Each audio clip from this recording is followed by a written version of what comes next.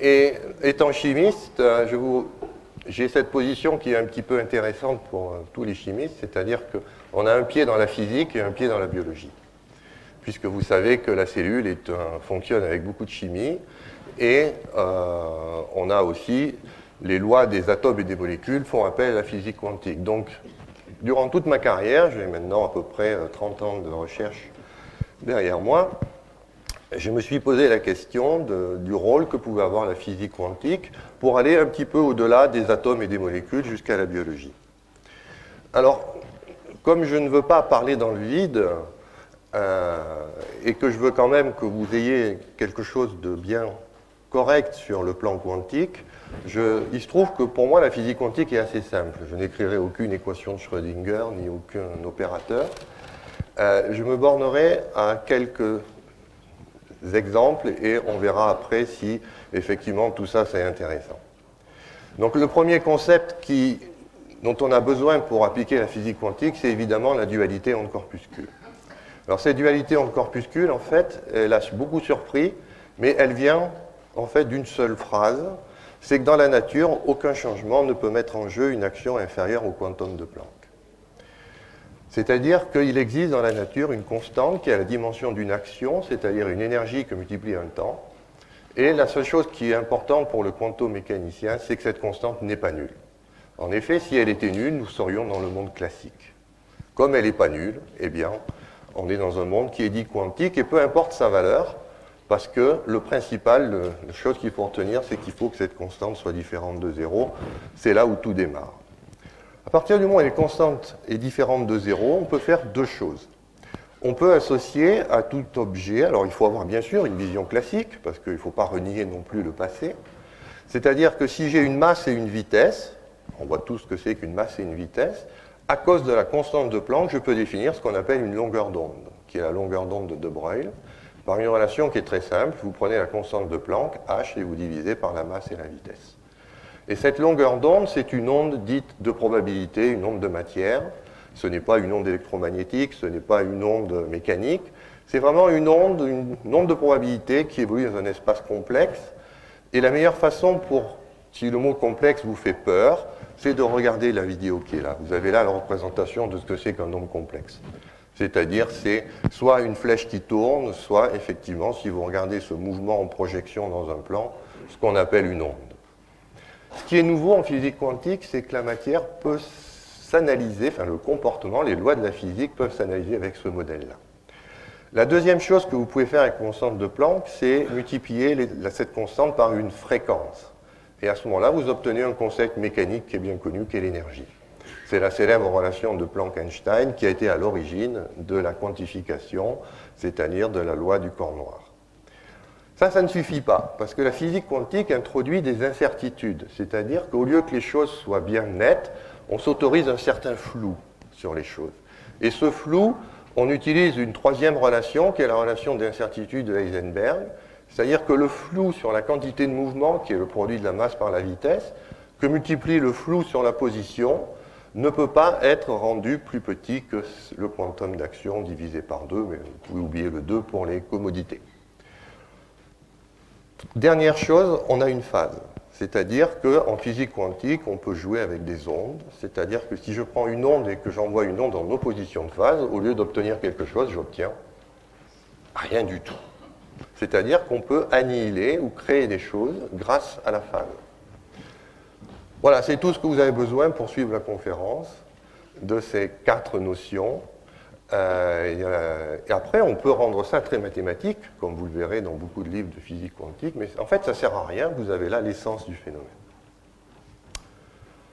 Alors, tout d'abord, quand je vous dis dualité onde-corpuscule, il y a toujours des sceptiques. Des gens qui disent « c'est pas possible, la matière, c'est la matière, c'est du lourd ». Les physiciens sont de plus en plus intéressés par savoir si effectivement, jusqu'où on peut pousser cette notion de dualité onde-corpuscule. Et là, je vous montre des expériences de 2012 où il est important de bien noter la masse moléculaire des objets qu'on envoie dans la célèbre expérience des 2 fentes. Je vous rappelle la physique quantique, vous avez 2 fentes et vous envoyez un faisceau d'objets. Et pour démontrer la nature ondulatoire de ces objets, vous chercher si vous avez un diagramme d'interférence à la sortie. Là, vous voyez, on envoie des objets qui peuvent avoir des masses moléculaires jusqu'à 7 kilodaltons.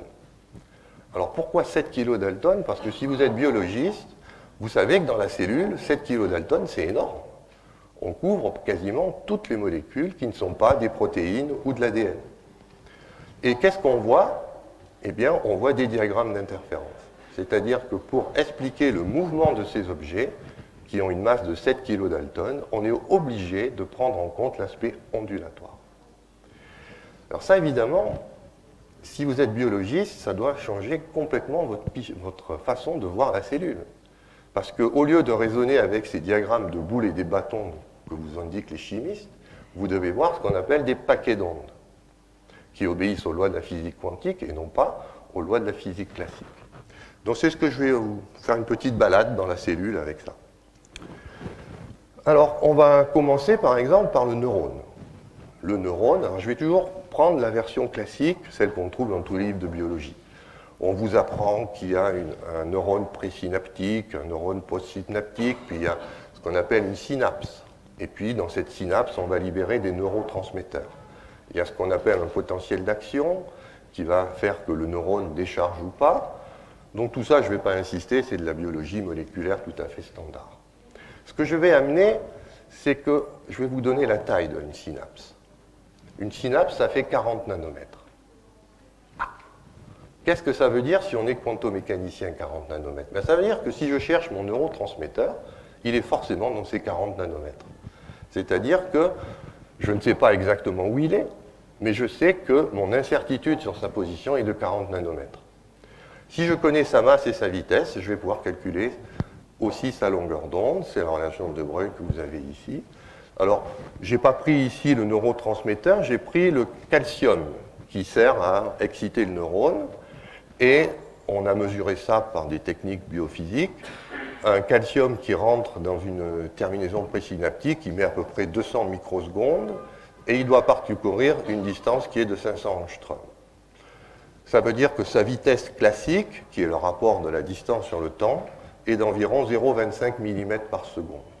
C'est le temps moyen de passage du calcium dans son canal. Maintenant, je sais qu'un calcium, c'est 40 daltons. Et vous voyez, c'est tout simple. Vous prenez 399, vous divisez par 40 et par 0,25 10-3, et vous obtenez la longueur d'onde associée. Qu'est-ce que vous trouvez? 40 microns. C'est-à-dire que le calcium a une longueur d'onde qui est 100 fois supérieure à la jonction de la synapse. C'est-à-dire que je ne sais même pas où il est. Il est en fait partout. Une cellule, ça fait un micron. Il peut être à peu près partout dans la cellule. Donc vous voyez que si on prend les données quantiques, on voit qu'effectivement tout devient flou. On peut aussi calculer son incertitude pour passer dans ce canal qui est le canal calcique. Je connais sa position, puisque le canal est étroit, à 2,52 angstroms, c'est son incertitude. Ça veut dire que j'ai une incertitude sur sa vitesse de 3 mètres par seconde, alors qu'il se déplace à 0,25 mm par seconde. Réfléchissez à ça. Voilà ce que vous amène une vue quantique, c'est-à-dire qu'il faut faire attention avec les concepts de vitesse. Alors je vais prendre les neurotransmetteurs, par exemple, ça c'est encore plus intéressant. Vous avez la sérotonine, la dopamine, la noradrénaline, l'acétylcholine, le glutamate et le GABA sont les principaux. Hein. Il y en a d'autres, mais j'ai simplifié avec le... On connaît parfaitement leur masse moléculaire. On a mesuré leur coefficient de diffusion dans la synapse, c'est 4,10 mètres carrés par seconde. Si vous connaissez la longueur de la synapse, ça veut dire qu'ils ont une vitesse moyenne classique de 0,1 mètre par seconde.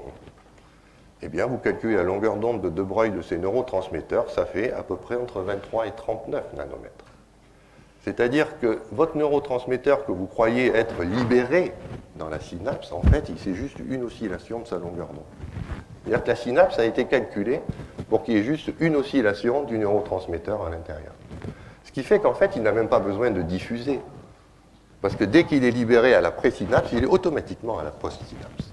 En une longueur d'onde, il a fait le trajet. On n'a plus besoin d'impliquer la diffusion. Il n'y a pas de diffusion dans les synapses. Il n'y a que de la transmission quantique. Un milieu cellulaire, c'est aussi quelque chose qui est très, très, très encombré, comme vous le montre cette belle diapositive tirée du livre de M. Goodsell. que je vous recommande de lire, parce que, pour une fois, on voit les composants cellulaires à leur échelle, c'est-à-dire à quoi ressemblerait une cellule si on avait la taille d'une protéine. Ben, vous voyez que c'est plutôt un métro à l'heure de pointe que les belles animations qu'on voit sur YouTube. C'est-à-dire que la matière doit se déplacer dans ce truc-là. Comment elle fait? Si elle doit subir un mécanisme classique par diffusion, vous comprenez qu'il y a des problèmes. Essayez de diffuser dans le métro aux heures de pointe et vous comprendrez ce que je veux dire. Heureusement, il y a la physique quantique, c'est-à-dire qu'on va utiliser la dualité entre corpuscules pour se déplacer, non pas classiquement par diffusion, mais par effet tunnel, comme nous l'apprennent les lois de la physique quantique. Il y a une autre chose qu'il faut bien comprendre quand vous allez dans le milieu intracellulaire, c'est que vous allez rencontrer un nouvel occupant de ces lieux qu'on ne parle très peu dans les livres de biologie, qui est la molécule d'eau. Je vous rappelle qu'une cellule, c'est à peu près 70% en masse d'eau. Je me suis posé la question, comment on peut voir ces 70% en masse? Eh bien, j'ai pris ici des chiffres que vous trouvez dans tous les articles de biologie. Masse moyenne d'une protéine, 40 kDa, densité moyenne, c'est de la matière organique, donc 1,35 g par centimètre cube. Rayon moyen, 2,3 nanomètres, ce qui fait à peu près 50 nanomètres cubes de volume. Je vous donne la taille d'une monocouche d'eau sur une protéine, c'est 0,3 nanomètres. Eh bien, vous faites un petit calcul, n'importe quel étudiant de première année peut faire ça. Vous voyez que quand je mets une couche d'eau, j'ai déjà 26% en masse. 2 couches d'eau, 44, 3 couches d'eau, 50, 6 couches d'eau, 66%, 4 couches d'eau, 66%.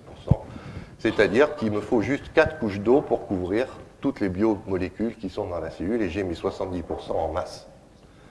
Je vous rappelle que 4, ce n'est pas le nombre d'Avogadro. 1, 2, 3, 4, et ça y est, j'ai fait le tour de toute l'eau de la cellule. À ces échelles-là, ça veut dire que l'eau fait une couche de 1,2 nanomètre autour de chaque biomolécule.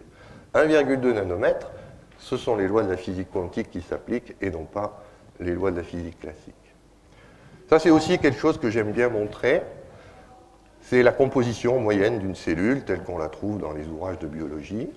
Mais au lieu de regarder par ce qu'on appelle le pourcentage en masse, où on voit 70% d'eau, 1% d'ion, 0,8% d'acides aminés, 2% de lipides, 15% de protéines, tous ces chiffres sont très classiques, j'ai fait la conversion en nombre.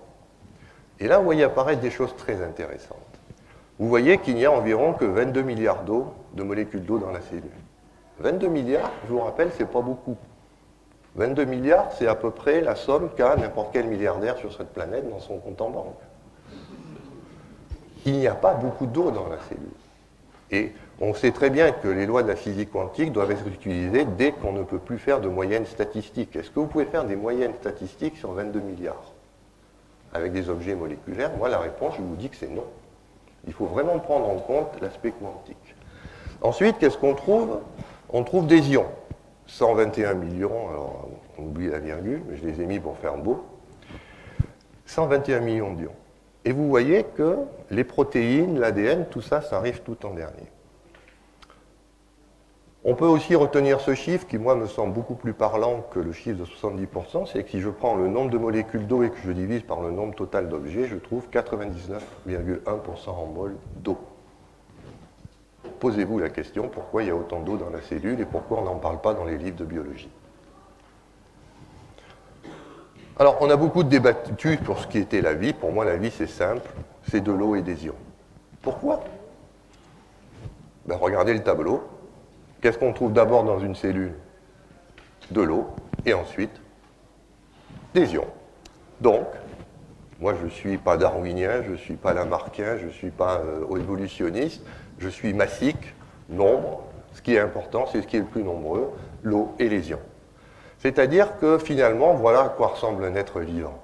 Et là, j'ai bien apprécié tout ce que j'ai entendu tout à l'heure, parce que là, vous avez ce qu'on appelle un schéma topologique d'un être vivant. C'est-à-dire, ça, c'est pas du darwinisme, ça vient pas de la sélection. Ça vient de la nécessité d'être vivant. Et ce schéma-là, tous les êtres vivants le partagent. C'est-à-dire, il faut un tube traversé par de l'eau et des ions.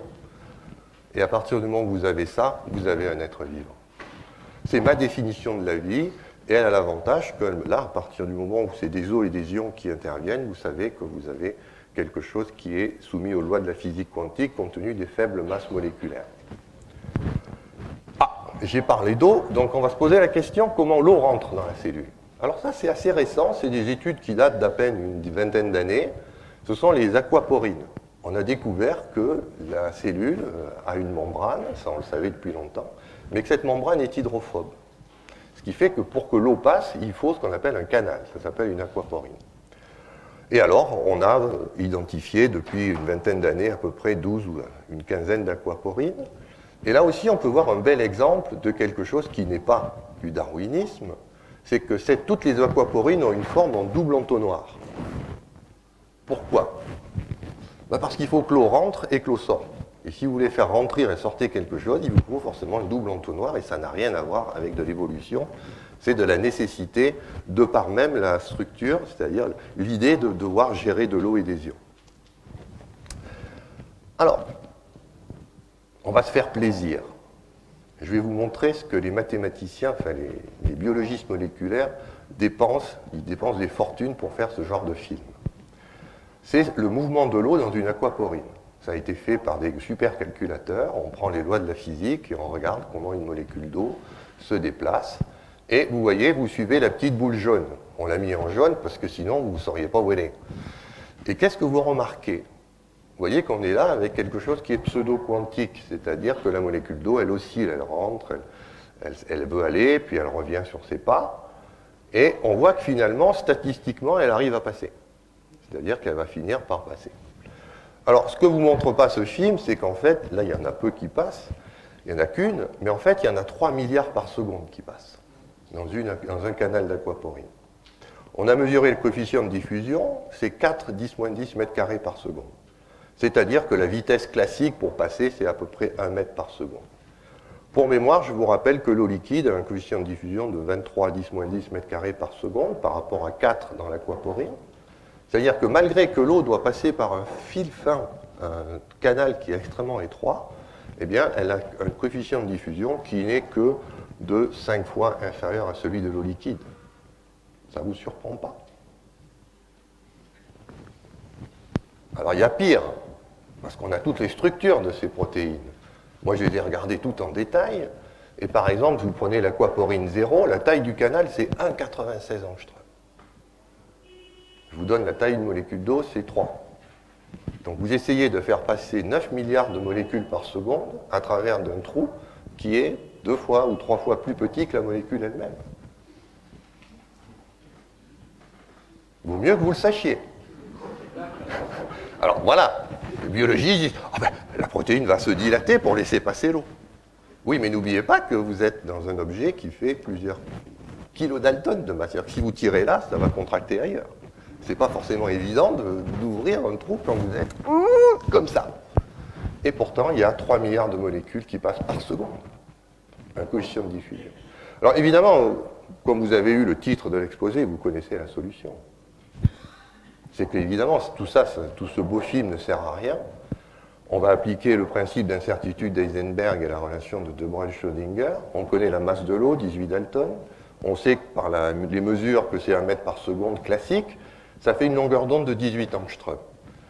C'est-à-dire que vous avez grosso modo 2 longueurs d'onde que la molécule d'eau doit passer pour passer d'un côté du milieu intracellulaire au milieu extracellulaire ou réciproquement. Si vous prenez la relation d'incertitude d'Heisenberg, vous avez 1 mètre par seconde de vitesse classique avec une incertitude qui va entre 5 et 8 mètres par seconde. De nouveau, on voit que cette vision classique est complètement à côté de la plaque. Il y a aussi quelque chose qui est très surprenant. Si vous prenez l'aquaporine GLPF, qui est en fait une aquaglycéroprotéine, qui fait passer à la fois l'eau et le glycérol. Le glycérol passe plus vite que l'eau, alors qu'il est plus gros. Comment vous expliquez ça? Eh bien, seul un mécanisme ondulatoire, c'est-à-dire que vous allez régler la taille du canal pour que la longueur d'onde soit en opposition de phase pour l'eau, mais pas pour le glycérol. Ce qui fait que l'eau ne passera pas, et le glycérol, lui, passera. Donc vous voyez qu'au cœur même des cellules, vous utilisez la physique quantique pour que ça passe.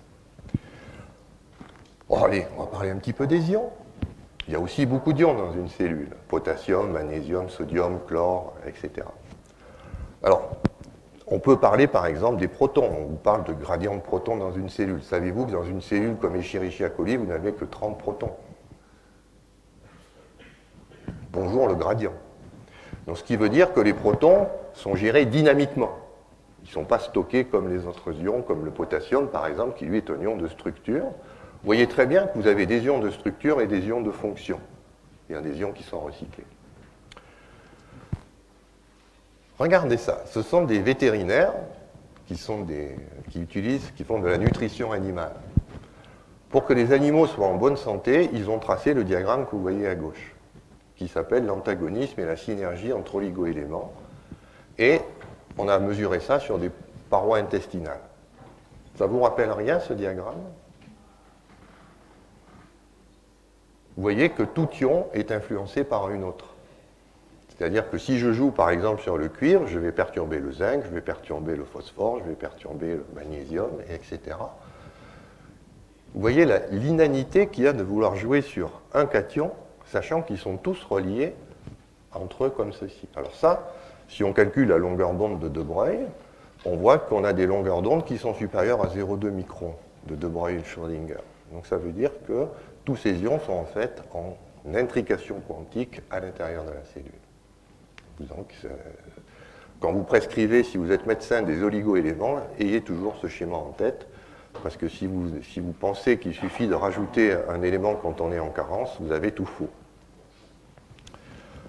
On sait aussi, ça en tant que chimiste, ça m'a toujours surpris, on me dit, il y a une molécule, des réactions qu'on ne peut pas faire à température et pression ambiante, on va utiliser une enzyme. Et, je ne sais pas si vous avez remarqué, mais les enzymes, c'est des espèces de boîtes magiques. C'est-à-dire qu'il y a une enzyme, vous pouvez faire quasiment n'importe quoi à l'intérieur. Et vous avez une enzyme pour tout. Et moi, en tant que chimiste, je me suis dit, mais bon sang, quand même, il faut casser des liaisons covalentes, il faut les recréer, c'est quand même pas de la chimie. Nous, en laboratoire, quand on essaye de faire ça, on y passe 2 thèses, 3 thèses. Et la cellule, pouf, là, hop, une petite cavité, et c'est fait. Eh bien, je me suis intéressé, justement, on me dit, regardons un petit peu la taille d'une cavité enzymatique, c'est à peu près 1 nanomètre de diamètre suite au repliement des résidus hydrophobes. J'ai calculé l'incertitude sur la vitesse, et comme je connais l'incertitude sur la vitesse, je peux avoir à peu près l'incertitude sur l'énergie que j'ai dans ma cavité. Ça me donne une relation très simple. Vous voyez que pour une molécule qui fait à peu près 1000 Dalton, pour une incertitude de 1 nanomètre, j'ai donc une énergie de 4,7 électronvolts. Vous imaginez ce que c'est que 4,7 électronvolts? Vous pouvez casser n'importe quelle liaison avec ça. Si vous prenez l'eau, vous avez une énergie quantique de 26 électronvolts, c'est-à-dire 2 fois son potentiel d'ionisation. Vous devez voir ces cavités enzymatiques comme de véritables fours crématoires quantiques. C'est-à-dire que quand la matière arrive là-dedans, ça part dans tous les sens et aucune liaison ne peut résister. Et toute la complexité de la protéine, en fait, c'est de mettre les bouts qu'il faut pour rattraper les morceaux et ressortir à temps le truc qu'on a bien voulu faire. Donc vous voyez que là aussi, la physique quantique est au cœur des protéines. La physique quantique nous apprend aussi qu'il y a des spins, qui sont des rotations des objets quantiques sur eux-mêmes. Ça, c'est connu depuis 1922. Alors on a des spins pour tout. On a des spins pour l'électron, pour le proton, le neutron, le neutrino, pour le photon. On a ce fameux principe d'exclusion de Pauli qui nous dit qu'on ne peut jamais mettre 2 fermions dans le même état quantique et 2 bosons, par contre, peuvent eux y être. Ce n'est pas ça qui m'intéresse.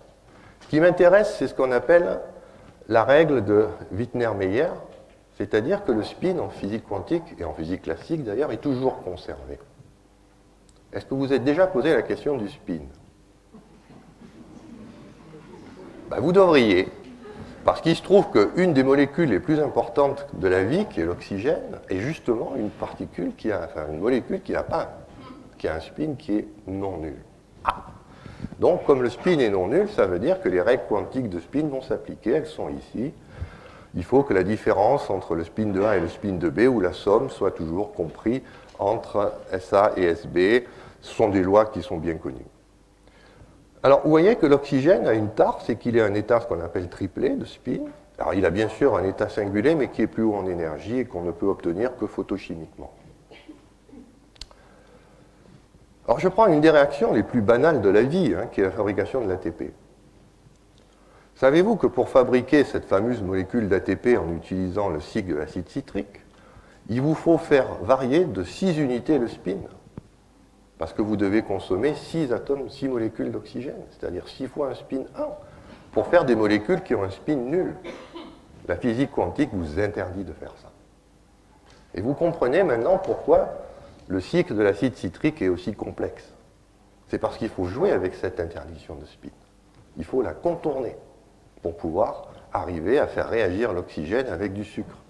C'est-à-dire que si je mets du sucre et de l'oxygène, ça ne réagit pas à cause du spin. Mais vous le savez tous déjà, cette table qui n'est jamais que du sucre, est-ce qu'elle brûle? Non. Pourtant, la thermodynamique vous dit qu'elle devrait brûler. Le delta H de la réaction est énorme. Elle ne brûle pas parce que le spin l'interdit et qu'il n'y a aucun mécanisme pour transformer l'oxygène triplé en oxygène singulier.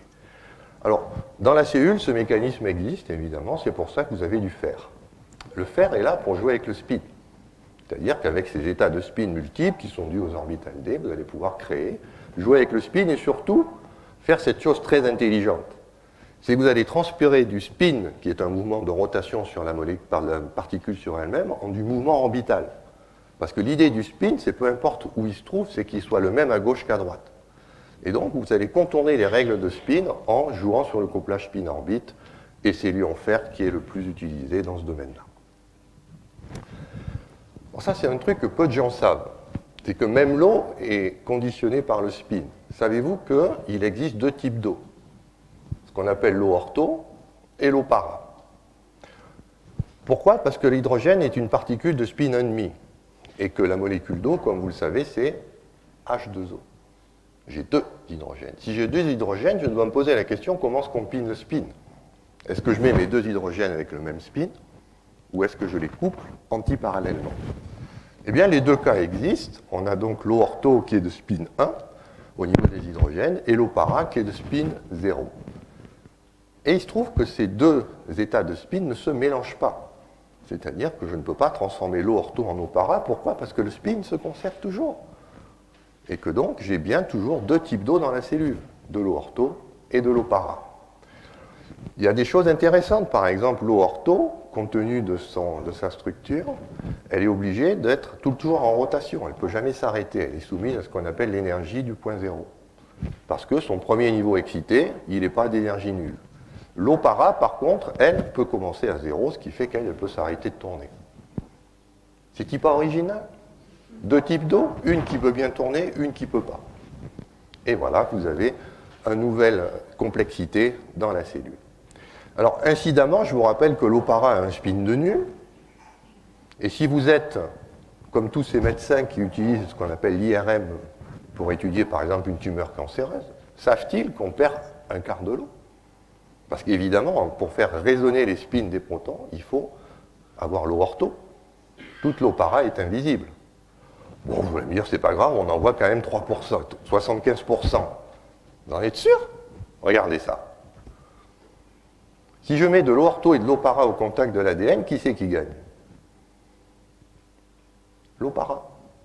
C'est-à-dire que comme l'eau para accepte de s'arrêter de tourner, c'est elle qui s'absorbe préférentiellement sur les biopolymères. Ce qui fait que quand je fais mon IRM, mon analyse, mon imagerie magnétique, qu'est-ce que je vois? L'eau ortho qui n'est pas l'eau sur les protéines. C'est con, hein? Alors, on peut même faire un petit peu de mécanique quantique relativiste et mettre de la relativité générale.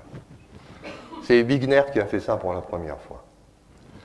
Wigner s'est dit, il y a des incertitudes quantiques. Soit une horloge de masse m et qui a une certaine extension delta x égale L.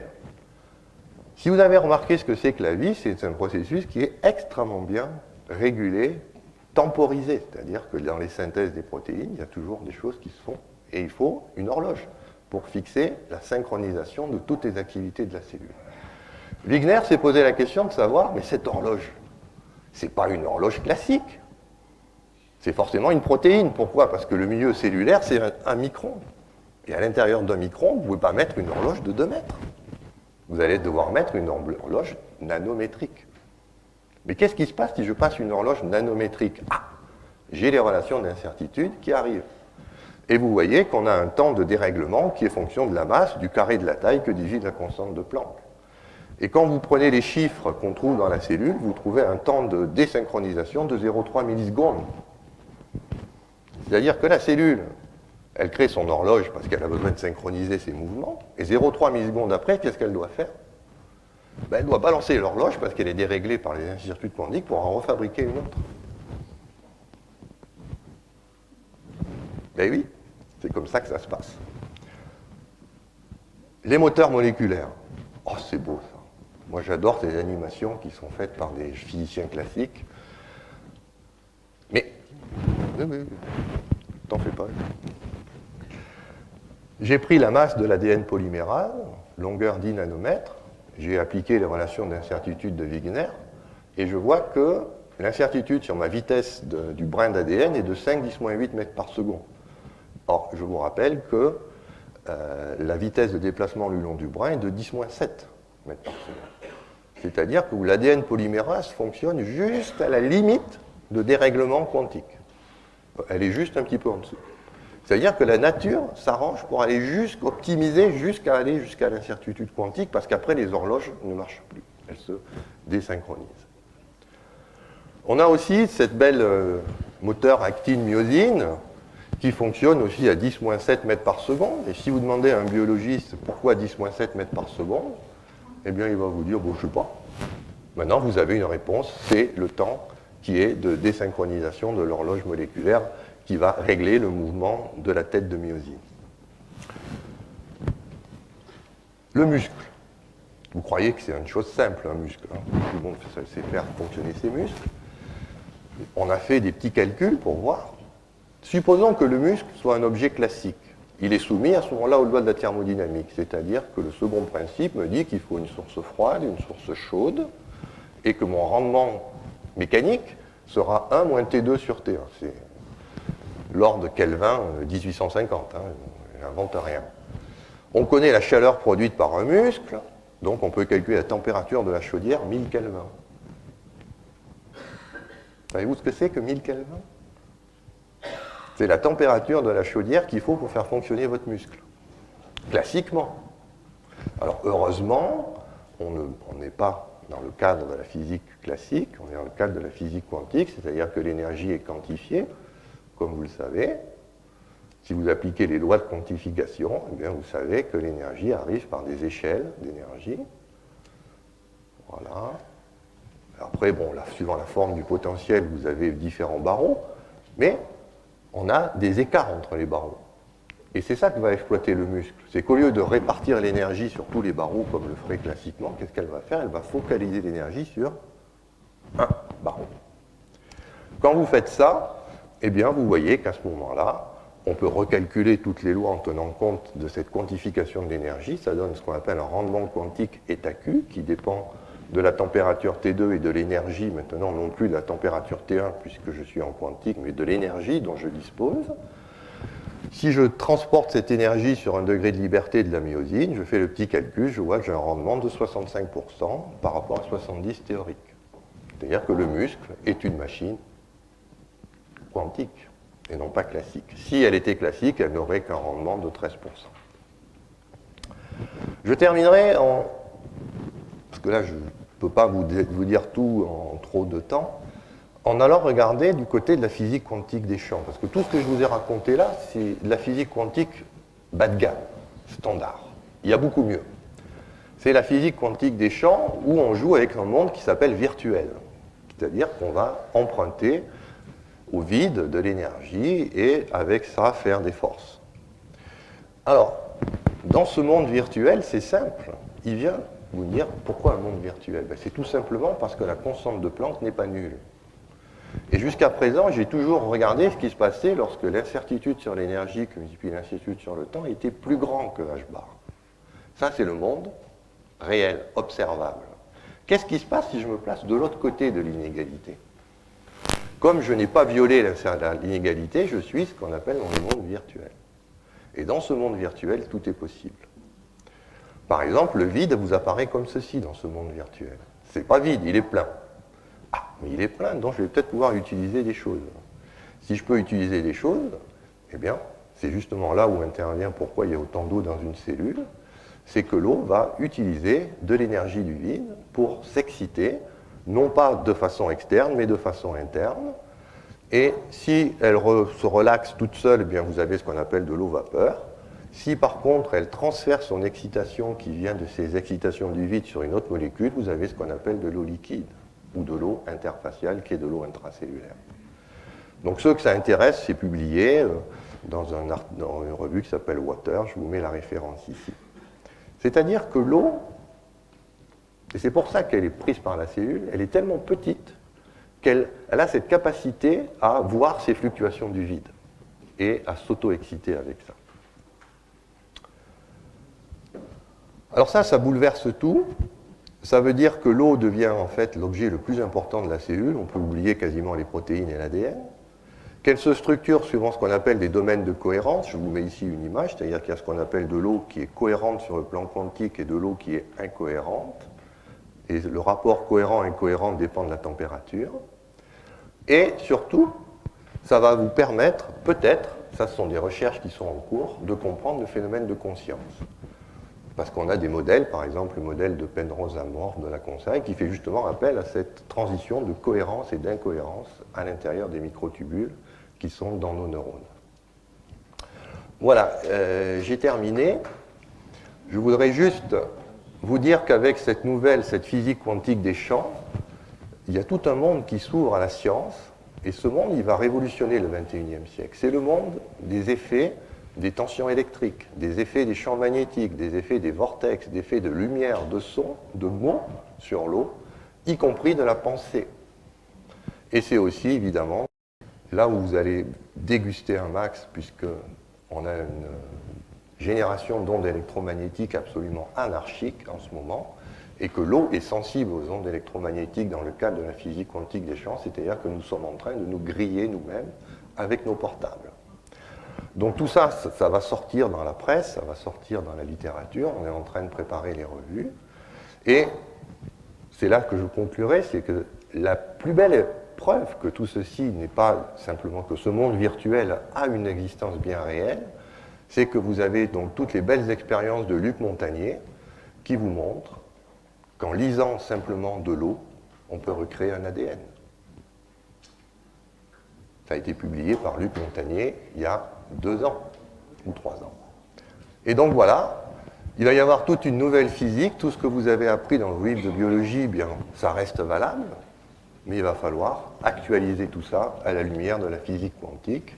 Et je serai évidemment très vigilant. Je vais beaucoup faire le maximum pour que les biologistes prennent conscience que toute la cellule fonctionne de manière quantique et qu'on n'est plus avec simplement de la philosophie. Je vous ai donné les chiffres, je vous ai donné les expressions, les relations. On est vraiment dans un cadre quantique pour comprendre comment fonctionne une cellule. Je vous remercie.